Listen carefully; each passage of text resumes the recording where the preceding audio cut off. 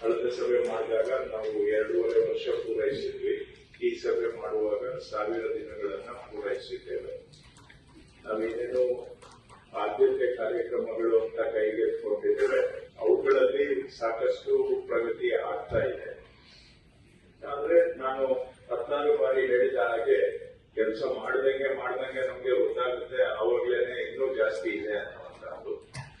So ಆ ಒಂದು ಪರಿಸ್ಥಿತಿಯಲ್ಲಿ ನಾವಿದ್ದೇವೆ.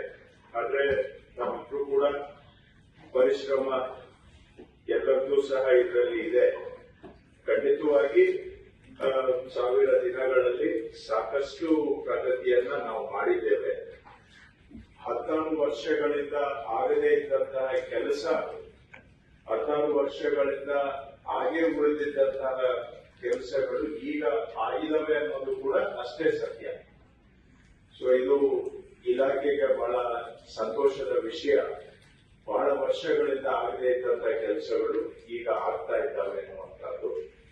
ಇದು ಬರೀ ನಾನು ಮಂತ್ರಿಯಾಗಿ ಹೇಳುವಂತದ್ದಲ್ಲ, ಜನಗಳ ಬಾಯಲ್ಲೂ ಕೂಡ ಈ ಮಾತು ಬರ್ತಾ ಇರೋದನ್ನ ತಾವು ಕೂಡ ಗಮನಿಸಿದ್ದೀರಾ ಅಂತ ನಾನು ಭಾವಿಸ್ತೇನೆ.